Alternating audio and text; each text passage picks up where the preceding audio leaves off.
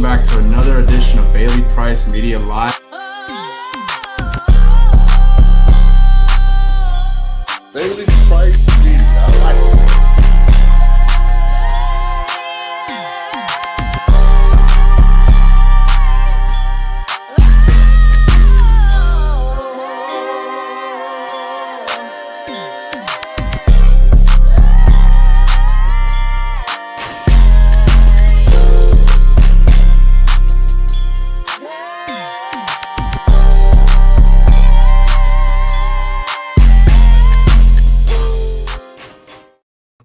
What's going on, everybody? Happy Tuesday. Welcome back to another edition of Bailey Price Media Live. Today, we got a special guest, Super Bowl champion Shaun King, joining the show. We got a lot to talk about today, including Deion Sanders, Coach Prime, back in the news, asking for another team to play against Colorado in their spring game. Is that Fran Brown in Syracuse, who mentioned that on Twitter, and that'll be interesting. Or is it, according to a good friend of the show, Carl Reed Jr., is it against Bill Belichick in North Carolina? We're going to talk about that. Shaun, also, I'm going to bring him on the show to break down J.J. McCarthy's potential if he ends up starting for the Vikings next season. We're also going to break down Cormani McClain's performance in spring ball and him reportedly putting on 20 pounds in the offseason. We'll discuss that and so much more. Without further ado, let's go ahead and bring in our special guest, main man, Super Bowl champion, Tulane legend, Shaun King. Shaun, what up? Happy Tuesday. I can't thank you enough for joining, man. Happy Tuesday, man. Great to be on the Bailey Price Media platform, brother. Proud of you. I appreciate you, man. Can't thank you enough for joining. Shaun, let's waste no further time and get into it. Deion Sanders, Coach Prime, is in the news saying he wants Colorado to face against another team in their spring game, which is on ESPN2. Now, Fran Brown and the Syracuse has come out and said, we will come to Boulder for 3 days. That's a new development as well. I also want to include Carl Reed Jr., friend of the show, hope to have him on this show soon as well, said, I just talked to Deion Sanders, and he has thought about the spring game idea. He's thought it through thoroughly. And he said he would like to play against Bill Belichick in North Carolina.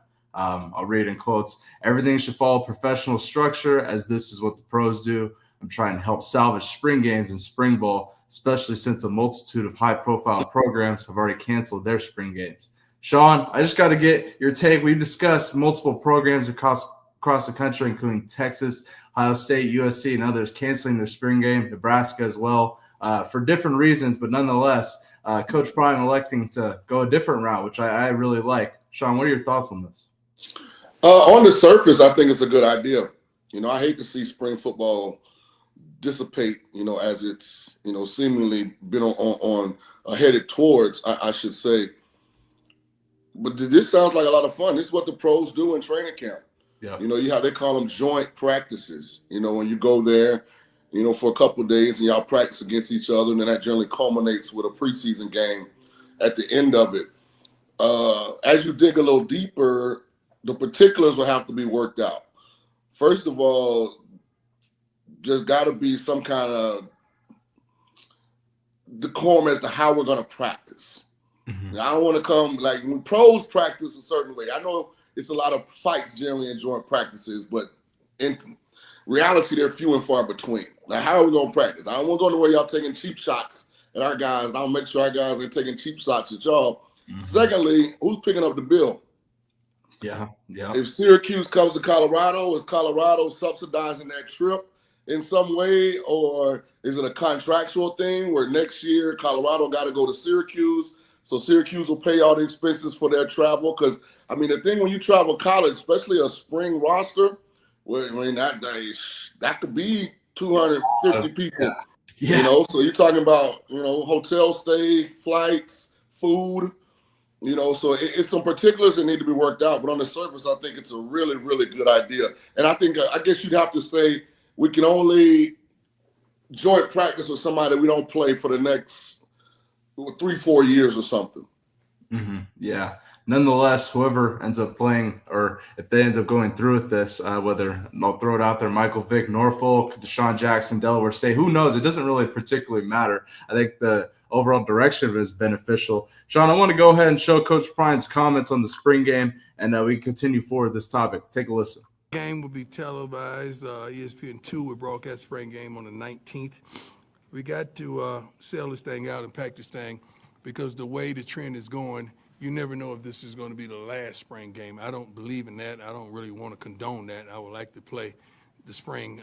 Actually, I like to play against another team in the spring. That's what I'm trying to do right now, to have it competitive. Playing against your own guys kind of get monotonous, and you really can't tell the level of your guys because, it's the same old, same old. Everybody kind of know each other towards the end. I would like to style it like the pros. I would like to practice against someone for a few days, then you have the spring game. And I think the public will be satisfied with that tremendously. I think it's a tremendous idea. Shaun, agree? Disagree? Tremendous idea? I agree. I agree with everything he said. I think it's a great idea, especially if we're going to get TV involved. Because now that's – I don't know if ESPN really wants to share. I don't think they give the school anything when they film a spring game. I think it's just free branding. But if it was going to be a contested contest with a result, then I think some of the proceeds got to go to pro. But, it's a great idea. You just got to work the particulars out. There's a liability aspect to it.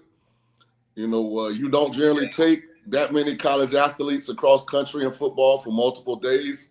Generally, if they play on a Saturday, they fly into town Friday. They're in the hotel all Friday. They play the game Saturday. They go from the stadium Saturday to the airport. So there is some liability there if they're going to be in town, let's say Wednesday to Sunday. Yeah, absolutely. There is some liability there. A lot of logistics that need to be figured out. And I'm not trying to be Charlie Downer to all the no, absolutely. People listening. I just want to give out the reasons why it potentially may not happen, but it is a great idea. Yeah, and like you mentioned, spring roster, who knows how many? There's just a lot of different logistics that go into it that, like you mentioned, maybe the reason it's prevented or not able to happen. But nonetheless, I think it's a direction that's beneficial for college football. Matt brought up on a 0 to 60 yesterday. He wants Colorado to go against Nebraska, and that's his homer take. But nonetheless, I think either whoever and Colorado ends up facing, if they end up figuring this out, I think it'll be beneficial for spring games rather than canceling them, which I think nonetheless, if players are going to leave, they're going to leave. It is what it is. And then you have Texas and Ohio State canceling it just due to the format of the playoff, I believe, with the season being so late. But yeah, nonetheless, Coach Prime, we'll see how that goes. Shaun, the quarterback whisperer, I got to ask you about some quarterbacks here. Let's start J.J. McCarthy. So the Vikings traded Sam Darnold to the Seahawks, obviously, and this leaves J.J. McCarthy next up to start. Shaun, I believe you coached J.J. McCarthy at IMG, I believe, correct? I did. And so what are your thoughts on his potential as the Vikings starting quarterback? Well, here's a part of the conversation that the average Joe won't acknowledge. It looked like JJ was beating Sam Darnold out before he got hurt in the preseason last year. All the momentum was that JJ's having a great camp. He had just had the really, really good preseason game. And the word on the street was he was going to be the opening day starter and Sam Darnold was going to be his backup. Right. Now, JJ gets hurt with a season-ending injury, so we'll never know in totality if that was true or not. But obviously what they've seen from JJ made them believe that we can't invest in Darnold even in a short-term window because of what we think about J.J. McCarthy. So you have to go by what the Vikings have done. If they didn't think J.J. McCarthy was ready, either health-wise, talent-wise, or preparedness-wise, then they would have given Sam Darnold the contract that Seattle gave him. Right. Yeah, that's a great point, Shaun. And going into JJ as a player, what do you like about his game as a quarterback? What do you don't like? And how do you think he fits into the Vikings offense now that Sam Darnold's gone? And obviously they brought in two pieces in free agency, big offensive line signings, and going along with Christian Darrisaw and others on that offensive line. How do you feel about JJ fitting into that offense as well? I think he's Brock Purdy with a better arm. And here's what I mean by that. If Brock Purdy, knowing what we know now, was drafted in the first round, everybody would be like, San Francisco made a great pick. Right. He's proven to be their starting quarterback. They're about to pay him franchise quarterback money. He's not a top 5 guy, but hell, there's not a whole lot of top 5 guys walking the planet. J.J. McCarthy, and I mean Brock Purdy because he's a football junkie. Brock Purdy's a football junkie. Their understanding of the game of football is elite. Brock Purdy's a much better athlete than people give him credit for. J.J. McCarthy is a much better athlete than people realize. They're about the same size and stature, build.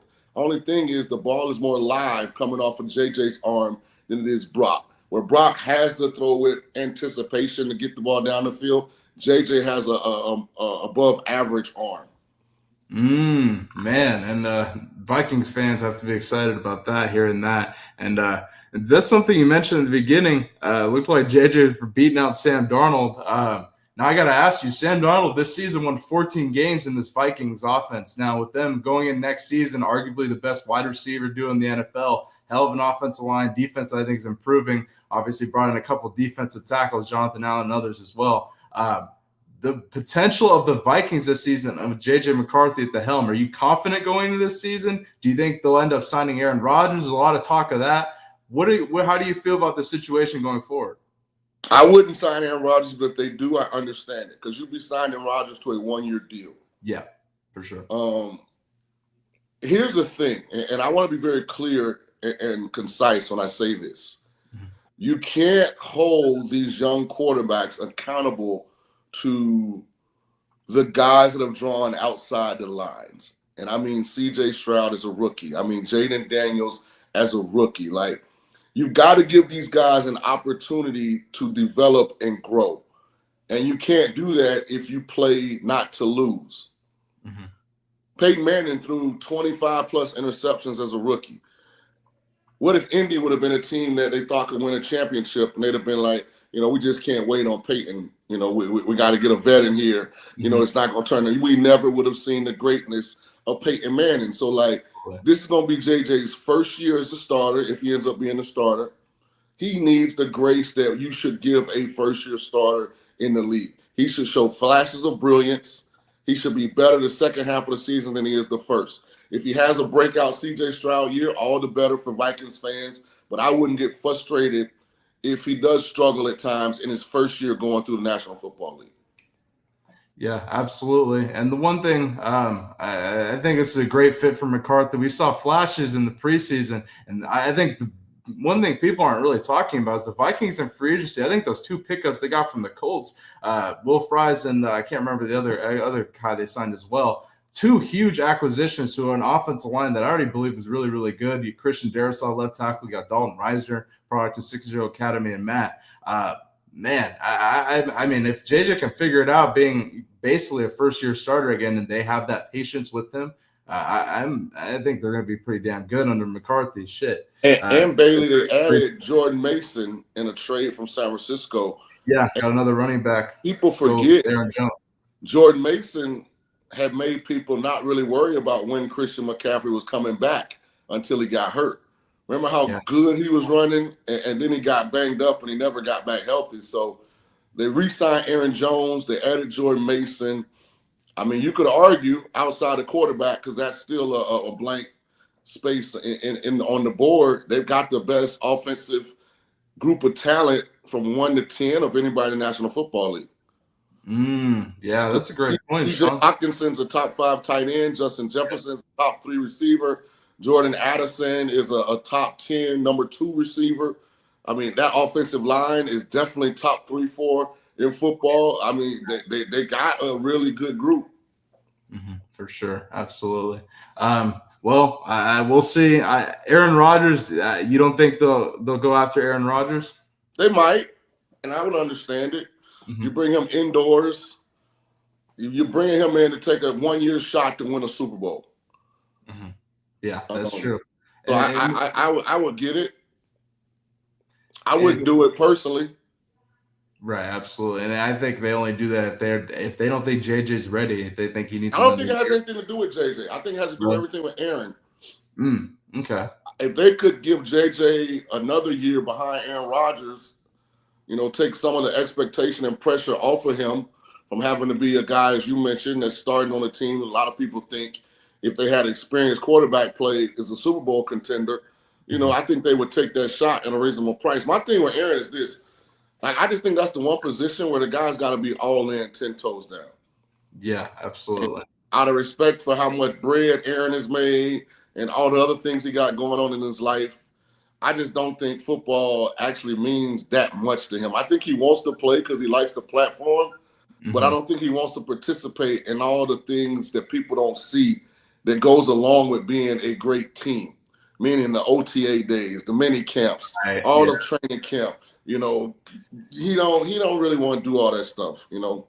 Yeah, and I mean, not to throw shade at him, he did miss mandatory mini camp last year with the Jets and whatnot. I think that you raised a good point there. Still notice. Go ahead. And Bailey, here's how it manifests itself. Remember early in the Jets season, how they had a couple delay of games, how he was sending hand signals to certain receivers, they weren't getting them. That's when he started really talking about he wanted Devontae Adams. Right. Yeah. You know when you get reps on that, and OTAs and minicamp. That's a great point.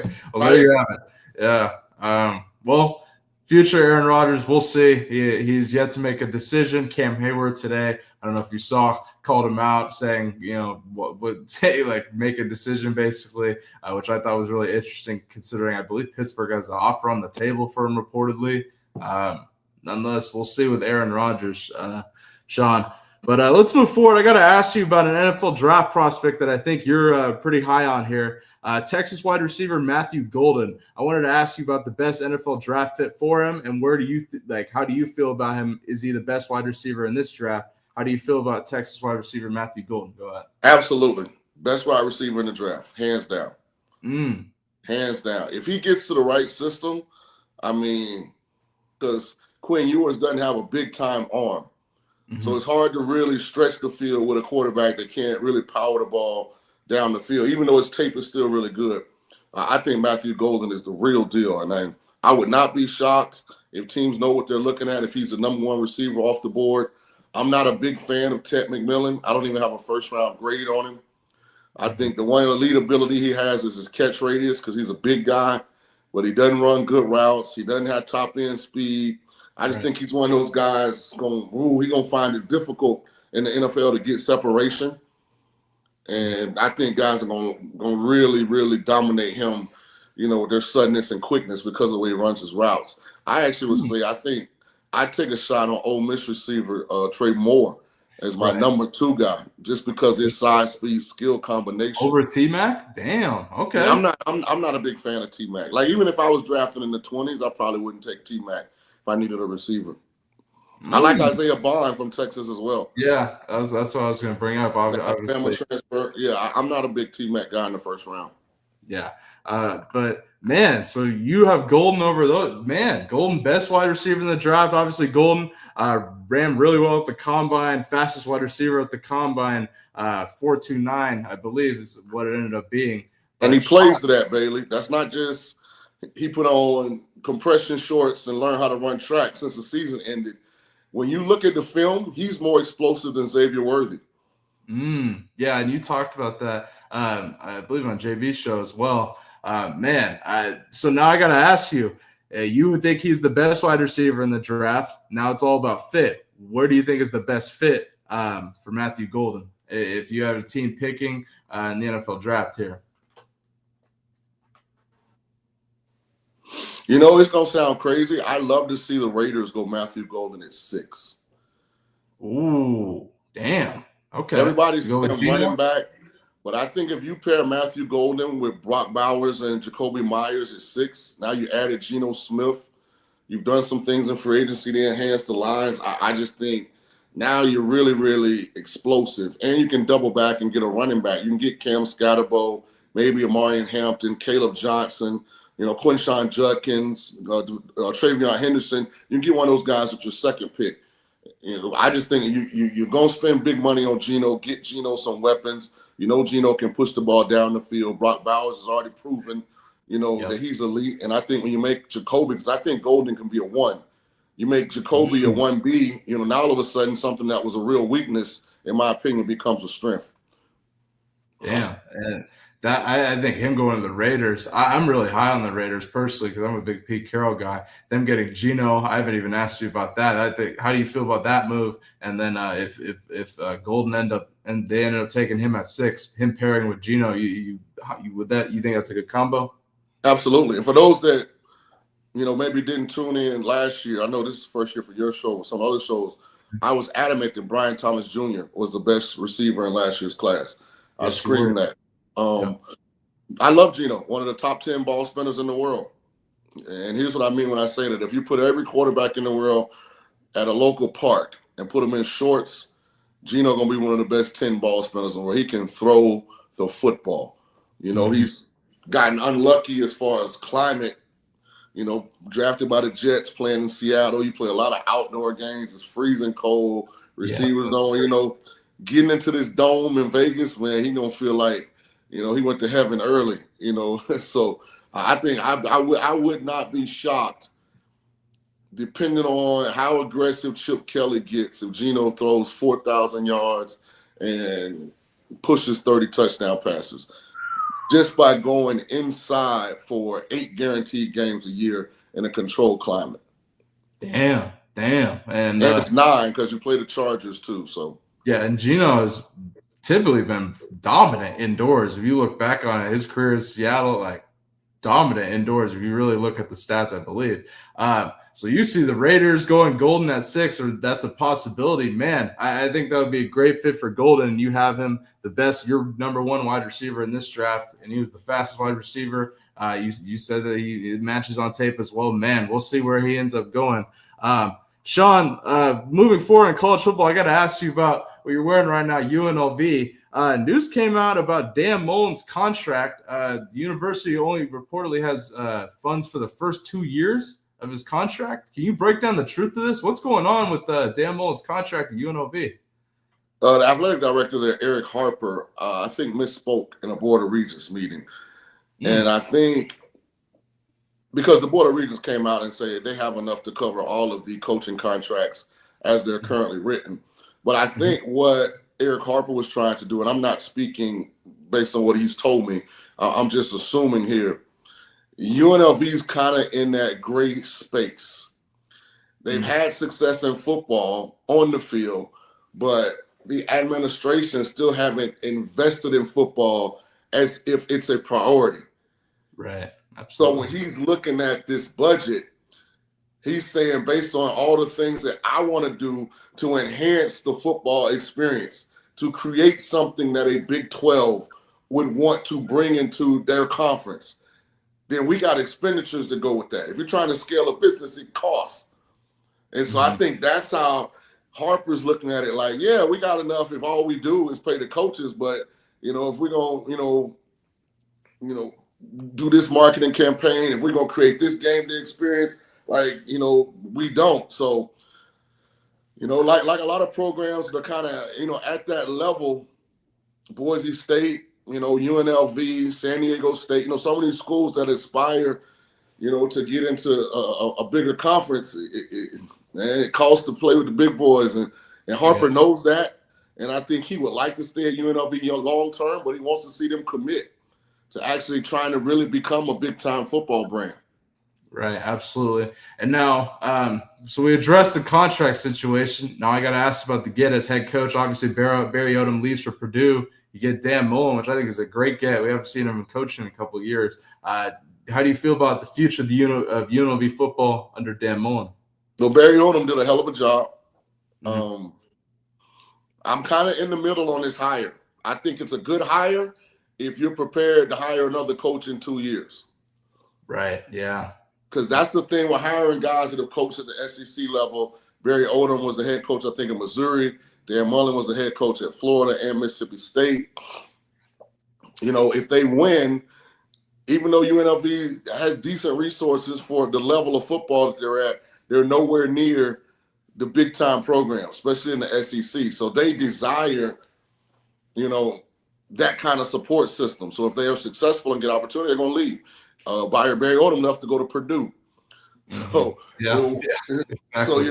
I personally, wish that Eric could have found a young coach with Las Vegas roots.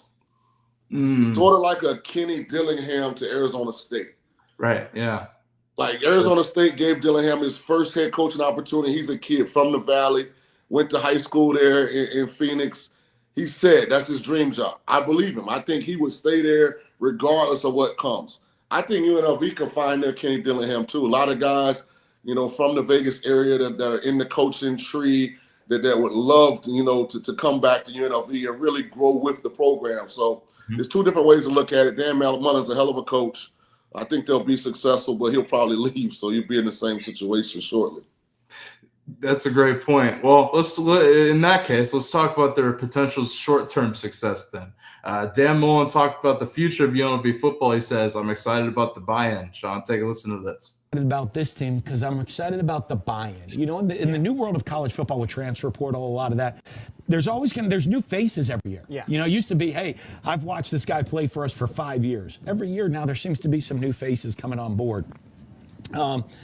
But what's really exciting is the combination and the buy-in. We have some great players that came back, you're looking at from last year's team. Yeah. Like a Charles Correa stepping up, Marcel Duffy at linebacker, those guys at the linebacker position. Absolutely. Lucas Connie's back at DN. You have some guys defensively, there's going to be name recognition. Right, Jets back running the ball, our leading rusher. So there's going to be some name recognition guys that come back that fans associate with. Well, Shaun, there you have it. Before I ask you about their quarterback situation here, what are your thoughts on Mullen's comments there? I like what he said. I'm all for it. I think he's still learning the roster. Right. Yeah. They lost a lot of production at pass catcher. They lost a lot of production at quarterback. I was on my phone. I was trying to look the kid's name up, but they got a transfer quarterback from Virginia that I really like. Yeah. What's his name? So his name's Anthony Colandrea, I believe. Yeah. Colandrea, yeah. And they also got you like him a lot. You're a big fan of him. They also got transfer from Michigan Alex Orji, who I know people were super high on before the beginning of last season. He struggled at Michigan for the most part. Now he transfers to UNLV. But you're high on this kid from was it Virginia? Yeah, because he's got that it thing to him. Like he's gonna run around, he's gonna make plays. He reminds me of like a poor man's Johnny Manziel. If you want to, the kind of game he plays, but he got some stuff to him, and I think UNLV will be a better fit. My guy down there at Virginia, Tony, what's Tony's last name? What's head coach of Virginia? Tony Elliott. Tony Elliott. He comes from that Clemson, control, kind of not too high, not too low. This kid here, he's a YOLO kid. He's let him get back there and win your games. People are he's gonna remind a lot of people of what was it, Williams? So Madrick, how you say his name? The kid from last year? Who are you talking about? The quarterback from UNLV that just graduated. I'm blanking on his first name. Yeah. I know you're talking about he's from Campbell University. Those in the chat help us out. But was it Haj Malik Williams? Haj Malik Williams. Yeah, I was like, Haj Malik Williams. Yeah, I think this kid is a more talented version of him, and I thought Haj did a lot of good things. So the kid from Michigan, until he shows me he can actually throw the football down the field, I'm probably not as high on him. But if you want to do something from a short yardage, goal line, red zone package, Mullen's history is QB run game. You think he had? If you go back and look at Dak Prescott at Mississippi State, you wouldn't even believe that it's the Dak Prescott that plays for the Cowboys. Right, yeah. He was a run the football quarterback that threw it every now and then. And then Mullen did the same thing at Florida. If I'm not mistaken, I think it was Mullen's staff that recruited Anthony Richardson. If I'm not drawing a complete blank here, so but okay. Well, UNLV's got a chance to be good. They're dealing with everything that everybody else in their conference is dealing with. People trying to snafu their best players from last year. Can they retain the good ones they have, and can they evaluate well enough to get some key, missing pieces in here from other schools? Absolutely. And going back to Virginia transfer, I got to have Ray Roberts, who played for the Seahawks and the Lions, obviously played at Virginia. I had him on the show last week. I got to ask him about this kid. I like this kid. Now, he turned the ball over a little bit, but I'm getting Tony Elliott's kind of like, he's a Dabo guy. You know what I mean? So he don't want that volatility at quarterback like that. Like this kid here is a man. You just let him go out there and do his thing, and you'll be fine when it's all said and done. Absolutely, absolutely. Well, stay tuned for the future quarterback battle. Shaun believes Anthony Colandrea will be the starting quarterback over Orji, unless they bring in a freshman or somebody else. But nonetheless, future under Dan Mullen, we'll see. Shaun, Bill Belichick has his first commitment flip. Bill Belichick has flipped four-star offensive lineman Shaun Ruffin. Shaun, what are your thoughts on Bill Belichick, North Carolina, landing this kid and getting into the recruiting action here in the ACC, flipping a kid from Texas A&M here? Sure, they're gonna be competitive because they got, they don't got the Brinks truck, but they can offer enough so that if it makes sense for the kid, it's doable. Right. Here's what I mean by that. If A&M's giving him $750, but he's from North Carolina, and they're like, we can only give you $600, if being closer to home makes sense, you know what I'm saying? Like they can get competitive, in spots, with some of the bigger schools. That's a great point. And recently, this kid was up in Chapel Hill with Belichick. He also met with Julius Peppers as well and Lawrence Taylor. So, I mean, he ended up flipping. See, I think they're really transforming that program. Bill's got all the legends up there. Man, are you excited about the future of the Tar Heels? So, first of all, I want to educate everybody. This picture, look at that kid. Put it, and then take it to the picture before. This is why you go visit high schools to meet kids. Because he looks like a monster standing next to Bill Belichick. Yeah. But now flip to the picture of an NFL defensive end. Now you're like, he a little bit undersized. You know what I mean? So this that's a great point. Is why you go. This is in recruiting why you go to the high schools. Because on film, you probably can't tell. I haven't watched his film, but you probably can't tell exactly how big he is. And just because I like to educate all the people so understand what separates the guys that really can recruit and the guys that don't. This is one of the secrets. You got to go see these guys in person, so you got an exact feel for with their size. Absolutely. Well, and so you look at his shoulders. He don't really got huge shoulders. Now he's got big arms, but it'd be interesting how much weight he can put on. He's a little slim in the lower body, so it'll be interesting. Like that's like a real recruiter. That's what I'm looking at. Like when I'm looking at athletes. Yeah, well, 6'3", 340 D lineman. He don't look 340, do he? No, he does not. And I don't know. You'd be surprised, Shaun. Offensive, defensive lineman. They may be 340. They might not look 340 though. It's interesting how it is, but nonetheless, him standing with Julius Peppers here versus Bill Belichick definitely revealing to the power of recruiting in person. But nonetheless, Bill Belichick, first commitment flip from Texas A&M to North Carolina.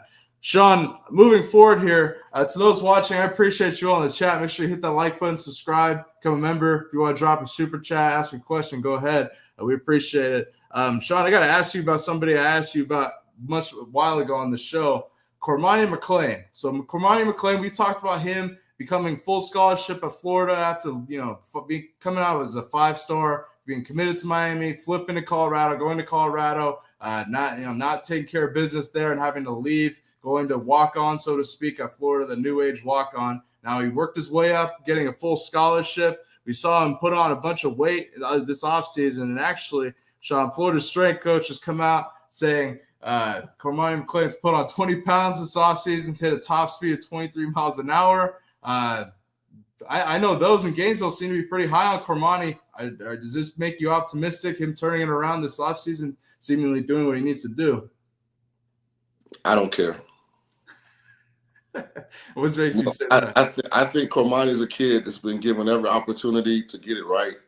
I'm not going to applaud him if he's on the way to getting it right. And we've seen this before, right? We've seen in the middle of the offseason where the reports come out, Cormani's doing better, he's doing this, and it has not manifested itself for him being able to get on the field consistently yet. So sure. I'm not a hater, Cormani. I'm going to just hold you accountable, big dog. I'll holler at you after you play the full season. And then I'll put my hands together and clap them. Until then, this has been something you've presented us with. every time we've patted you on the back, you shit it in our hands. So I'm tired of wiping shit off my hand when it comes to him. So I'm gonna just sit back and wait. Real talk. Now that's real talk. I comment on somebody in the chat right quick. Go ahead. Yeah.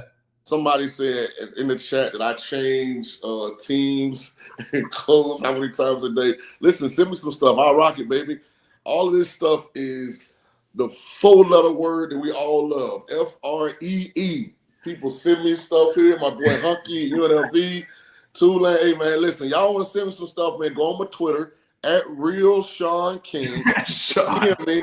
Hey, man, I wear 3X. Y'all could, hey, man, shoot me some stuff. I'm all for it. I'm with it, Shaun. And shout out to Mike Bundy with that question in the chat. I believe Joe Cord had a question earlier. He says, if the Vikings sign Aaron Rodgers, what does that do to the team? So if you don't watch football and you just look at stats, you can convince yourself that Aaron Rodgers had a pretty good year last year. Because statistically, I think he ended up with 4,000 yards. And yeah, statistically, it looked pretty decent. 26, right? 27 touchdowns. But it was like Russell's last year in Denver. If you look at his stats, Russell had a pretty damn good year. But if you watch the games, you was like, that ain't Russ no more. Mm-hmm. But to Joe's point, if you think bringing Aaron indoors will help mitigate the fact that he can't consistently make the off-platform throws in inclement weather that he used to, then, I mean, if you're comfortable with him being like a part-time player, then why not take a shot? Yeah. I would not personally bring him in. I would start the J.J. McCarthy era, and I would be honest with our fan base. Listen, we got a young quarterback. We're not going to ask him to play with constraint. We're going to go through his development. Hear me closely, NFL teams. This is what you need to tell your fan bases when you have a young quarterback. We're going to grow through his development, which means we want him to go out and be aggressive. We want him to take chances. We don't want him to be a game manager. We don't draft quarterback, at least if I own the organization, I'm not drafting a quarterback in the top half of the first round if I think he's a game manager. Because I can train a less talented guy to be a game manager. I'm going to take a guy first out of the first round because I think he can be a franchise quarterback. And you've got to let those guys have the freedom to be great, but also that comes with making some mistakes. That's a great point, Shaun. And there you go, Joe. We'll see. I shout out to Lucy too. I think Lucy said what's up as soon as we got on here. Shout out to Lucy in the chat, always supporting the show. We appreciate you. And if I had to, what? 10 wardrobe changes in a day, man. Hey, y'all, look. I'm a friend's friend. You know what I'm saying? Like, I'm just one of them guys. Like, I always want to show up for my buddies, and so like I got a lot of buddies, and so like when I know my schedule says I got a lot of different podcasts and platforms to do, I don't want to be in the same thing. All of them. Same here, Shaun. Same here. Right. I do multiple shows a day. Same here. Yeah, but I appreciate y'all noticing the swag. You feel me? Yeah, absolutely. Well, Shaun, I got to ask you about something. Going back into college football, and Eddie George obviously was hired as head coach of Bowling Green, and he talked about Coach Prime and how Coach Prime has paved the way for ex-NFL players into college coaching. Take a listen. We'll get your take after. Definitely started this. I actually called Prime and asked him, can I be successful at doing this, having no coaching experience? And he says, yes, you are the CEO of your program. You played the game. You know, I very rarely do I call plays. And I was like, that makes sense. So you spoke to Coach Prime before you got into head coaching at an HBCU.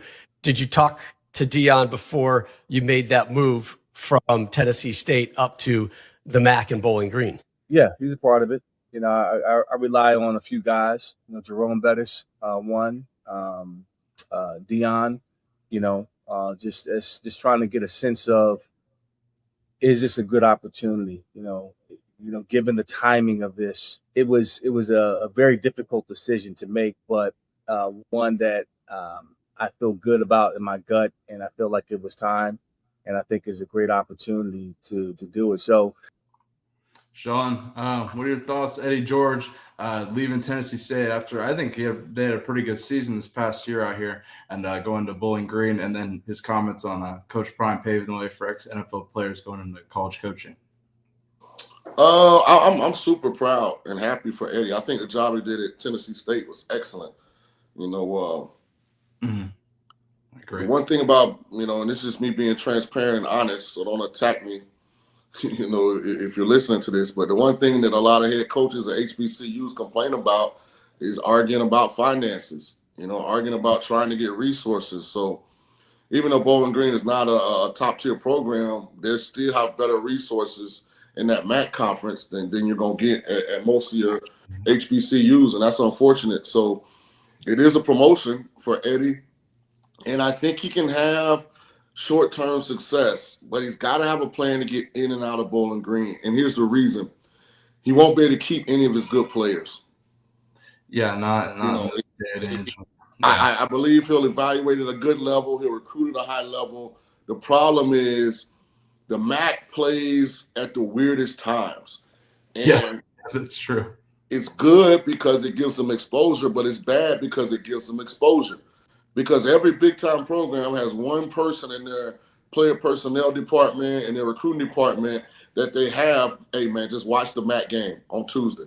Watch the MAC game on Wednesday. See if there are any offensive, defensive linemen that look like they can play. Like, see who the best player. You know what I'm saying? It's a standalone game as opposed to if they played on Saturdays when it's 200 games, you might get away with having, like, a really, really experienced and good right side of your offensive line. Right. Yeah, absolutely. It's just the exposure is great for the program, but it's bad when you're trying to keep your players, man. Yeah, that's a great point, Shaun. Especially the portal, the way it is, and the way it's structured, and it's gonna stay this way. I got to ask you, Coach Prime paving the way for ex-NFL players going into college coaching. We've seen success with Coach Prime, obviously, and some others, Eddie George as well. We're seeing more ex-NFL players going into college coaching. Deshaun Jackson, Delaware State, obviously, we've talked about. He's in a tough rebuild situation, as with Michael Vick at Norfolk State. I got to ask you the biggest keys for their success going into college coaching in this way from playing the NFL. Just be themselves. Mm-hmm. Be true to yourself. Whoever you are, just be that person every day. And listen, this is way overdue. The NFL has been college football has been the absolute worst when it comes to promoting former professional athletes to positions of power in the coaching infrastructure. Mm-hmm. I mean, it's been really, really hard. It's almost a detriment for you to want to get into college coaching and have played in the National Football League if you aspire to be a coordinator or higher. If you just want to go be a position coach and kind of stay out the way and don't make no noise, then they're comfortable with that. But if you got real aspirations, I mean, you're going to get a lot of pushback because you didn't go through the process. You weren't a GA, you didn't. Well, damn it, if you could have played or you were good enough to play NFL football, guess what? You're the one that played NFL football. Dude, don't act like that should be a negative, towards, my ability to lead men. And I think what Deion exposed and what Eddie George is exposing is that as college football turns into more of a Fortune 500 company type of business, now you got GMs, now you can pay your coordinators enough to they run, but your head coach he's the manager of people. And there are a lot of guys that are former players in that league that are strong men, that can motivate men, that come from backgrounds that allow them to hold people accountable, so I think you're going to see this become more prominent slowly. Because you got to understand the apparatus that hires head coaches in collegiate sports at the real destination jobs, that hasn't changed or evolved yet. So yeah, that's true. And we'll see. The Michael Vick success and Deshaun Jackson success, and see how they go going forward. But like you mentioned, it's long overdue. And as we see more former NFL players assimilate into college coaching, yeah, we'll see if the higher powers in these bigger schools end up making a splash move like Colorado did a couple years ago.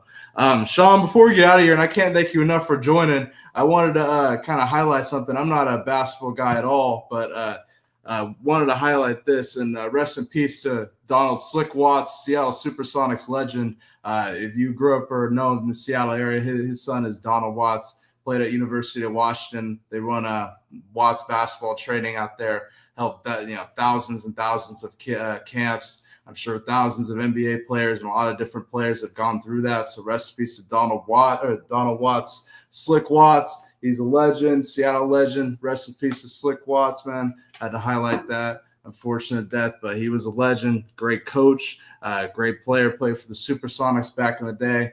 Didn't play for their championship team, but nonetheless, Supersonics legend.